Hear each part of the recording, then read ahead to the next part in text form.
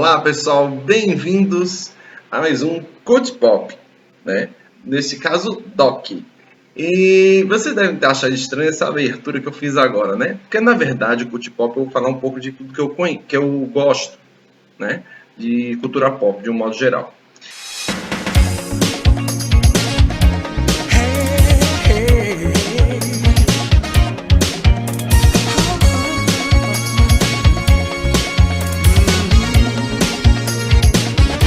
Decidi que eu normalmente, no meu outro canal, que eu Tokuverso, eu realmente falo tudo que seja relacionado a Tokusatsu, né? Originais, derivados, adaptação, essas coisas. Geralmente eu não falo, por exemplo, de algumas coisas, de outros filmes, de outras séries, de desenhos.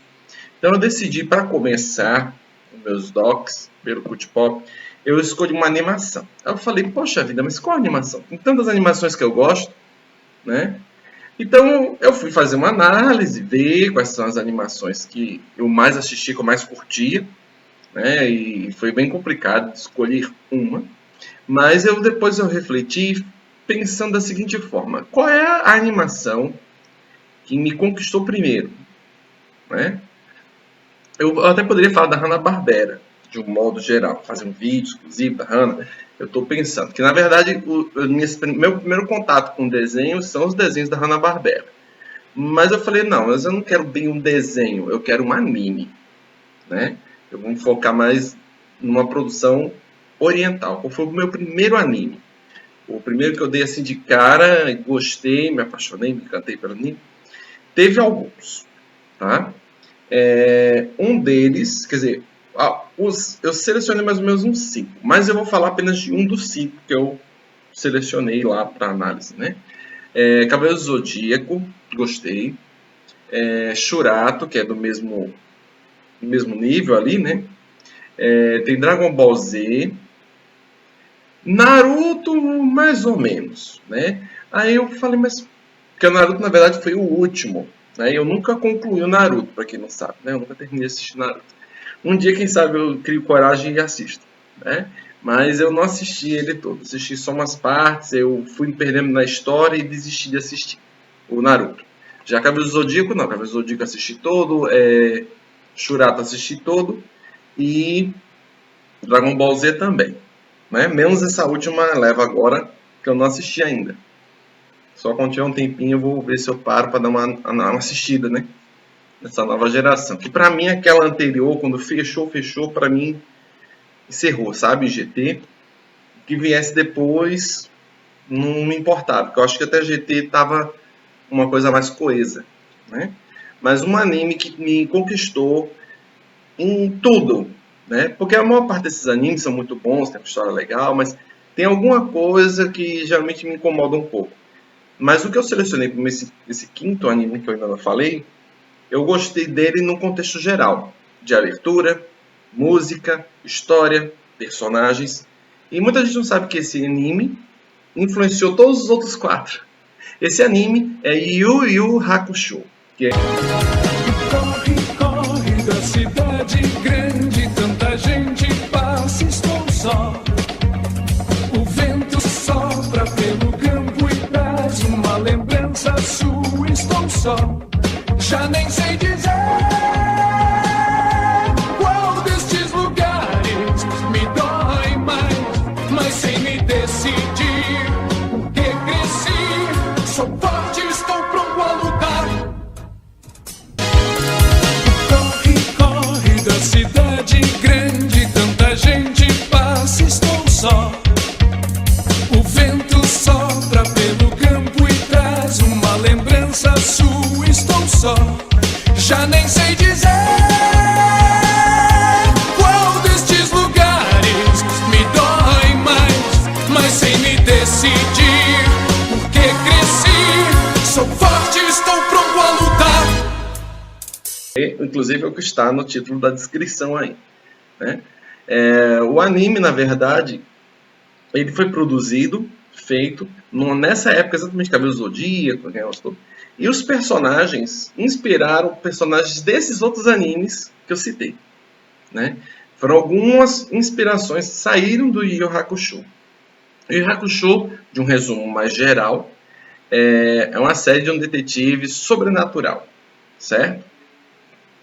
Um resumo, né? O título, a tradução seria Livro dos Fantasmas Brincalhões, né?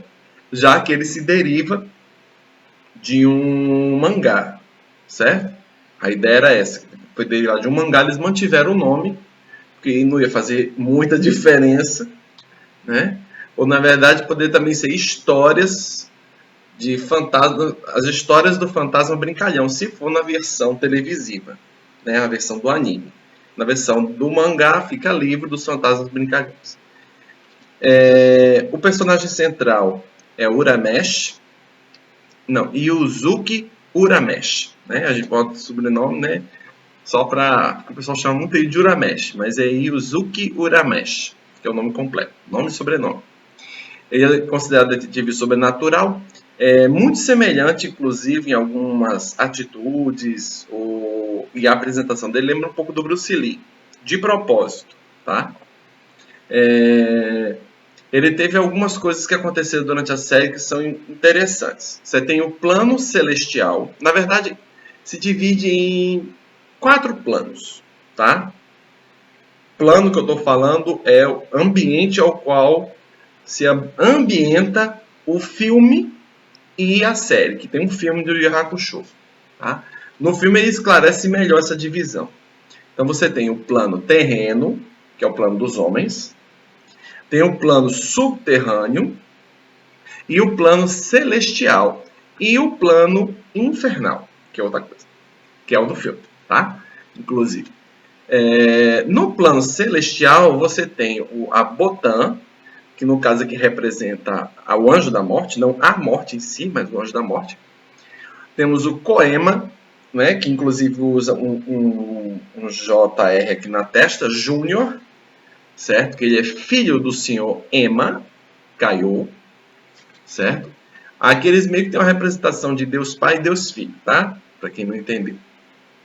Eles meio que dão essa representação. E a Botan não representa o Espírito Santo. Mas como ela representa mais a morte, ela meio que não fica nessa representação do Espírito Santo. Tá? O plano terreno, a gente já conhece o Keiko. Sim, a Keiko. A Keiko, no caso ali, é o par romântico do Yuzuki. Então, a série, inicialmente, começa com esses 5 personagens. O senhor Ema Kaiô, ele apenas é citado, tá? E não aparece tanto quanto as pessoas pensam, tá? Ele apenas é mencionado, citado, mas ele não aparece. Quem aparece é o Koema, o filho, tá bom? E a Botan. Então, esses 4 personagens são que dão início à trama, tá bom? Outras informações com relação a Yu Yu Hakusho vocês encontram aos montes na internet. Tá? Eu estou tentando trazer alguma coisa assim mais coesa, algo que foi deixado de lado, certo? Eu estou dando só essa geral para o pessoal se situar quem são os personagens. Por quê?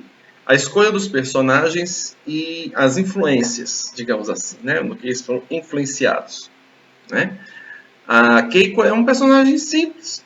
Ela lembra uma estudante normal mesmo, japonesa, né? Ela não tem uma influência maior assim, né? Mas ela está ali, eu acho que, no meu ponto de vista, nos representando. É a representação de nós que estamos assistindo e vendo aquelas coisas acontecerem sem às vezes entender muito, e as pessoas têm que perder o tempo para explicar a ela o que está acontecendo. Então ela meio que nos representa ali na série ou no filme, certo?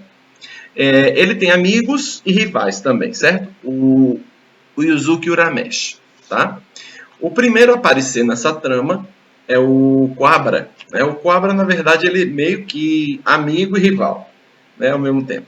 Já que o Yuzuki Uramesh é uma pessoa meio, digamos assim, não uma pessoa muito certa, né? Uma pessoa que faz as coisas do jeito certo. Já o Quabra ele é uma pessoa mais certinha. Tá? Ele lembra um pouco, traz a lembrança um pouco do Elvis Presley. Tá? Ele tem assim uns trejeitos do Elvis Presley. Também proposital. O seu personagem não é replicado em nenhuma outra animação. Tá? Vou deixar isso bem claro. Não tem uma coisa que possa comparar ao Quabra. É um personagem exclusivo ou específico dali. Apesar da inspiração no Elvis, ele não se replica. Ele não aparece em outro anime, tá? Nem com características diferentes, tá bom? E a personalidade é muito específica dele. Já já eu chego na dublagem. É o Rei. Não, Riei. O Riei é o que eu chamo de zoiudinho. É o que tem para quem não assistiu, né?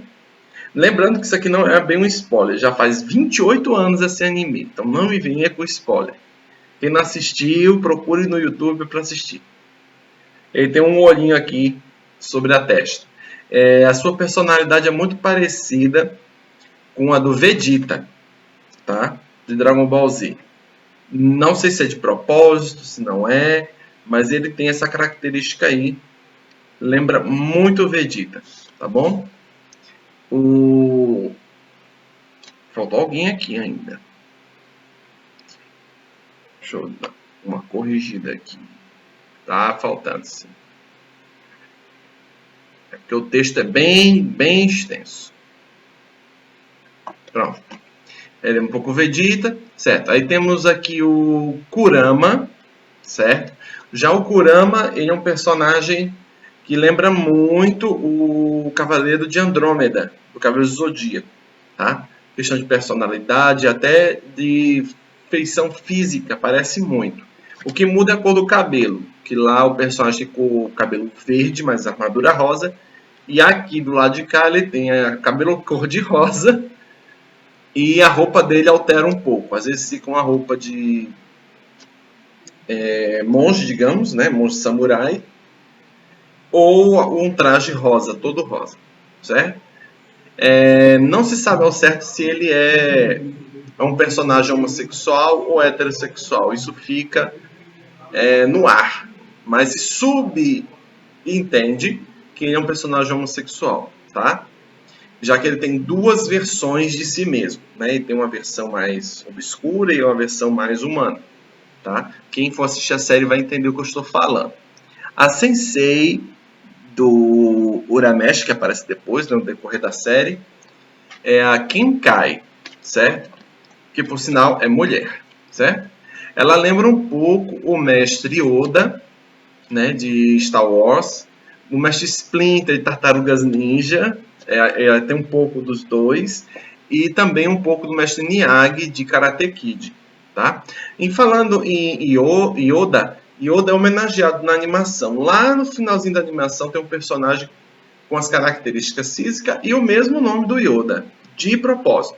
Agora, a personalidade não é a do Yoda. A personalidade toda ficou na Kenkai, certo? Ela que meio que assumiu essa função. Em alguns momentos, quando ela está mais tranquila, mais serena, ela age como Yoda ou age como o Splinter, na parte mais agressiva dele, digamos assim, né?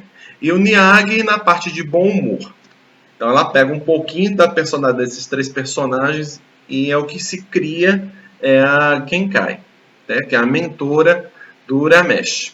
E futuramente a mentora também do Coabra e de outros companheiros do Urameshi, alguns amigos.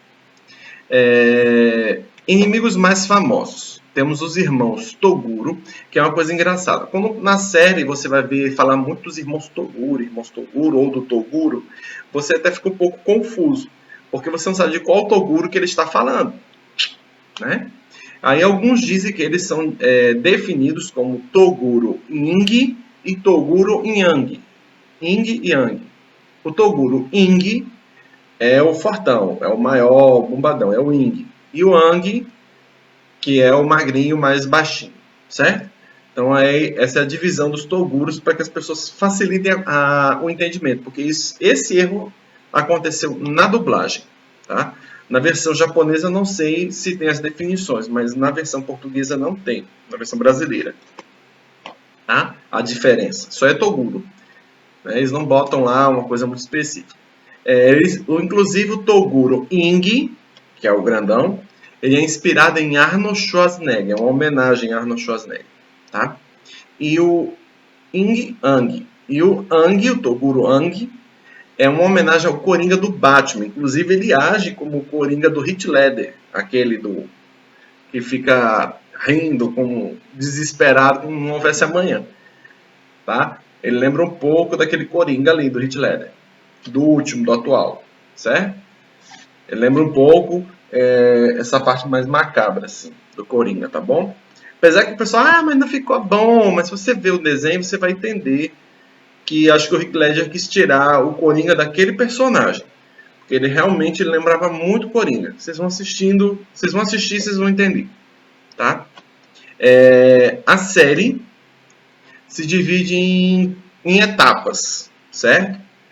Ela tem como fosse 2 temporadas, porque o filme, na verdade, que eles têm, divide bem no meio, certo? Aí, como o filme chega no meio, dá essa divisão, então você acaba ficando como fosse 2 temporadas. Mas, na verdade, é uma temporada só, dividida em pequenos módulos de histórias separados. Do capítulo 1 ao capítulo 5, são as introduções dos personagens principais, que eu já citei, no plano espiritual, tá? Para que você passa ali a conhecer mais o plano espiritual, que você conhece o plano terreno, óbvio, e passa a conhecer o plano espiritual. No 6 ao 8, você continua apresentando novos personagens, que foi o caso ali do Riei e do Kurama, certo? E tinha mais um outro que eu nunca lembro o nome, mas ele sempre aparece na série. Mas ele morre também, enfim. Não é tão importante. Certo? Ela continua apresentando a trama, né? E investiga o roubo de relíquias do plano espiritual. De 3 relíquias. Inclusive, faz parte de mitos e lendas do folclore japonês e chinês. Né? Faz parte das 2 culturas. Então, essas relíquias ele tenta reencontrar, porque esses 3 bandidos, que no caso 2 deles, um é o Rien e o outro é o Kurama, e o outro eu não lembro o nome, que são que roubam esses itens. Tá? Do episódio 9 ao 13, é o primeiro torneio, agora pelo poder da Kinkai. Não pelo poder propriamente dito, mas para que a Kinkai seja sua mentora. Ela quer passar tudo o que adquiriu durante a vida para um próximo guerreiro. Certo?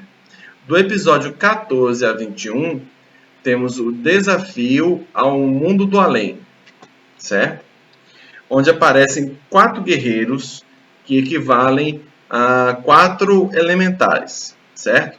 Um que lembra uma fênix, né? Que representa o fogo e o verão. O outro que é um dragão que representa o gelo ou a água, né? Gelo ou água, dependendo da situação, e representa o inverno. O outro traz ali uma identidade da tartaruga, que representa a terra e o outono, e o tigre, que representa sonhar e primavera. Certo? Esses animais são presentes dentro da cultura ou do folclore, certo? Dos orientais, de um modo geral. Do episódio 22 a 25, certo? É o resgate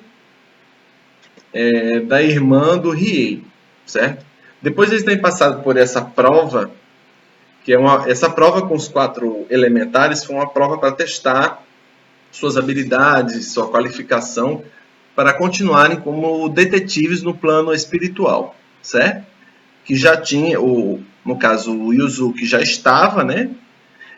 Mas o Coabra, o Riei e o Kurama ainda precisavam passar também por esse teste de fidelidade e de capacitação. A capacitação era os 4 e de fidelidade dos 3.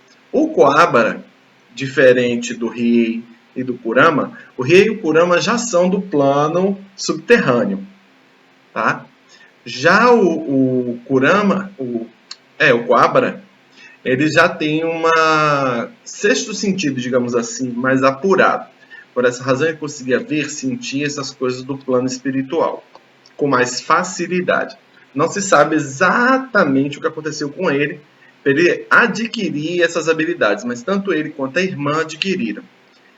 A suspeita que eu tenho é que a mãe deles sofreu algum acidente com eles 2 sobreviveram e a mãe não. Tá? Porque, segundo o autor da história, parece que eles vivem apenas com o pai, que vive viajando a trabalho. E quem cuida da casa é a irmã do Coabra, certo? Que cuida do irmão, por ela ser mais velha, certo? Sim, voltando aqui ao resgate da irmã do Riei, uma organização resolve sequestrar a irmã do Riei porque ela produz, digamos, pérolas preciosas, né? E se enriquece com isso. E eles tentam resgatá-la, né, para tirar ela das mãos do inimigo. Aí isso dura do episódio 22 a 25. Do episódio 26 ao 66 é o grande torneio do plano terreno. Nesse resgate lá da irmã do Riei, eles conheceram os irmãos Toguro, né, que passariam a ser seus adversários nesse torneio, que foi do 26 ao 66 episódios, né? E esse torneio estava sendo organizado, foi criado, na verdade, pelo plano celestial para estabelecer a ordem entre o plano subterrâneo e o plano terreno, tá? Manter a ordem entre os dois. Porque tinha alguns seres do mundo subterrâneo que conseguiam subir para o plano terreno. Alguns não, outros sim, né? E esses que subiam, né, tinham que eles tentavam conquistar alguma coisa. E no caso o torneio ajudava eles a alcançar essas conquistas e dar uma controlada no plano espiritual, né? Não ficava uma zona, digamos assim, certo? Então botava ordem na casa. Só que alguém daquele grupo anterior tentou usar o torneio para financiar uma abertura para o mundo subterrâneo, onde vivem o reino dos monstros, né? E liberar o acesso para os monstros que não conseguiam subir para o plano terreno. Era uma forma de financiamento que ele ia tentar fazer através do torneio, tá? Que não deu certo a início, mas vocês vão descobrir depois, certo? Nos episódios, sim, aí eles participam do torneio e derrotam os irmãos Toguro e os demais concorrentes, né? Vencem, né? Aí no episódio 67 a 70, aí nós temos um teste e novos desafios sendo introduzidos para a equipe ali do Yuzuki, certo? Teste de desafio, sim. E a introdução de novos aliados, tá bom? Já acontecendo nesse episódio 66, 67 a 70. Já do 71 a 88 é a batalha contra o Portal das Trevas, que chamam, né? E os 7 novos inimigos. Esses 7 novos inimigos surgiram do pós-torneio com o mesmo desejo do líder do torneio, certo? Que era o líder da organização anterior, né? Que era abrir um portão que desse acesso ao mundo subterrâneo. Para quem estivesse lá, pudesse subir e causar o terror no plano terreno, tá? E este combater e evitar com que esses portões se abrissem, certo? Aí do 89 ao 94, a reviravolta da situação e o destaque, no caso aqui, vai para o Yuzuki, porque eles perdem, né, para esses 7 guerreiros, digamos assim, entre aspas, né? Vocês vão assistir para entender direitinho. E do nada acontece uma reviravolta e ele vai até o plano subterrâneo e começa a combater esse inimigo que conseguiu abrir os portões, vence e retorna para o plano terreno, certo? Durante essa reviravolta ele conhece os seres do plano subterrâneo, tá? Por isso que é importante. Já a reviravolta, já falei. Aí do 95 ao 112, o grande torneio no plano das trevas, ou plano subterrâneo. Tá? Por isso que Portal das Trevas, subterrâneo, vocês entenderam. Essa batalha acontecia depois que eles foram lá e foram conhecidos pelo pessoal do plano subterrâneo. O que eles queriam? Eles queriam que o Yuzuki retornasse para o plano subterrâneo, porque ele era descendente de um dos reis do plano subterrâneo. Porque antes, certo, de eles serem trancados no plano subterrâneo, só havia um plano. Não havia a divisão dos planos em 4. Né? Era tudo uma coisa só. Então houve as divisões. houve a expulsão do plano infernal, houve o bloqueio do plano subterrâneo e a separação do plano celestial do plano terreno. Então, todas as separações foram feitas pelo Sr. Emma. O Sr. Emma caiu. Então, ele fez essas divisões, impediu que essas ligações acontecessem, né? Inclusive, o plano infernal tem mais dificuldade de acessar o plano terreno do que o plano subterrâneo, tá? E depois eu explico isso melhor no filme, né, quando eu for falar do filme.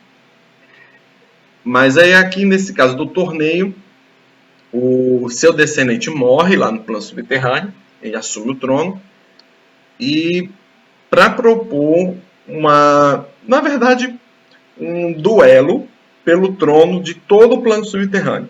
No lugar de eles ficarem guerrilhando entre eles, que eles já faziam isso há vários e vários milênios, por que não haveria um rei para todos? E estará a paz logo naquele local, de uma vez. Então ele decidiu fazer isso, fez o torneio, ao qual ele perdeu dessa vez, né? Nesse torneio ele perdeu, e a pessoa que ganhou era um amigo do seu ancestral, por sinal, e ele assumiu o plano inferior, né? O plano subterrâneo. Então, quando ele assumiu, impôs as regras que impedem com que eles invadam o plano terreno, certo? Durante 3 anos. Então, durante esses 3 anos de governo dele, ninguém pode invadir o plano terreno. Vai haver um novo torneio para um novo rei, e o novo rei vai estipular as regras, certo? Um detalhe interessante, porque isso se dá a ideia de que vai haver uma continuação. Quando você para analisar esse episódio, né, você pensa, pô, vai ter continuação, mas não vai ter. A animação termina aí, certo? Eles retornam para o plano terreno e vivem felizes para sempre, fim, né? Literalmente, é isso, né? Menos o Riei, que vive feliz, mas no subterrâneo, impedindo a entrada de humanos ou a saída de monstros que não tiveram autorização para sair. Quer dizer, para sair tem que ter autorização, né? E para entrar do terreno para o plano subterrâneo também tem que ter autorização, não tem indo volta, né? Eu esqueci de alguma coisa? Sim, tem alguns personagens que também foram homenageados durante a série, durante a saga, tá? O Time Rangers, que é um personagem que surgiu lá no torneio do plano terreno, não do plano das trevas, do plano terreno, é uma homenagem ao Sentai Go Ranger, que é o que deu origem aos Super Sentais, né, de um modo geral, tá? Também teve participações especiais e influências de Street Fighter, certo? Que eles aparecem em algumas cenas de forma bem isoladas lá dentro da série, e do Mortal Kombat também, com essas divisões de planos, né? Eu comecei a entender que também tem um pouco ali do Mortal Kombat, as divisões de planos, as conquistas, a querer unificar os planos. Isso tem muito a ver com Mortal Kombat. Quem assistiu, quem conhece o jogo vai entender. Outro também que ali mais ou menos subentende, né? Subentende que é o filme. O filme ele também dá uma explicação mais ou menos dessa divisão aí que eu expliquei, nesses 4 planos. Só que o Sr. Koema ele expulsou um e isolou completamente, que é o plano infernal. Então, quando as pessoas morrem, que é uma coisa interessante nesse filme, no filme e na série, né, as pessoas vão para o plano celestial. Ou ficam no plano celestial, são expulsos para o plano infernal, né? E quem é do plano dos monstros, certo? Quem é lá do território dos monstros, fica no território dos monstros. Pode ficar lá pelo resto da eternidade, certo? É tipo um purgatório. A ideia é mais ou menos essa, né? Você tem céu, inferno, purgatório, que é um meio termo, e o plano terreno, entendeu? Então o filme meio que dá essa esclarecida aí. O filme também não termina com um final. Não, tanto o filme quanto a série deixa o final, entre aspas, em aberto, e subentendido que pode haver uma continuação, né? Eles terminaram a série, fecharam bonitinho, mas deram a entender que pode haver uma continuação. Inclusive o filme acontece um pouco depois do episódio 66, que é o fim do torneio do plano terreno. Terminou o torneio do plano terreno, Aí dá início ao filme. E depois retorna no episódio 67, que tem pequenas citações que eu não estava entendendo até assistir o filme. Aí quem assistiu o filme vai entender essas citações que estão lá no episódio 67, ou é 68? É 68. Aí vai ter umas citações lá falando do filme, das coisas que aconteceram no filme, né? Para que eles evitem, aquele negócio, aquela conversa fiada de sempre, tá? Então, é isso aí, em relação a Yu Yu Hakusho.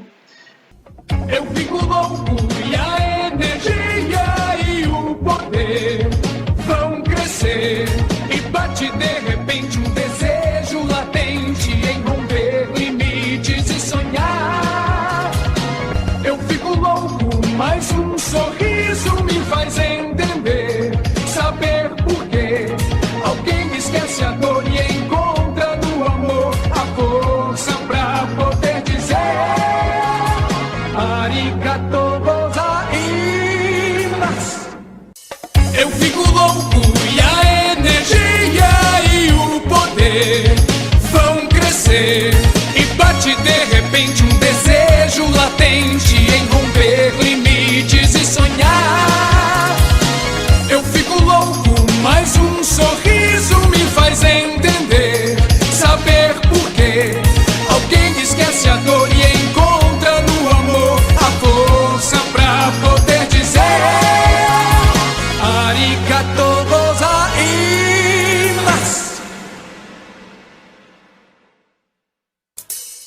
Eu fico louco e a energia e o poder vão crescer e bate de repente um desejo latente em romper limites e sonhar.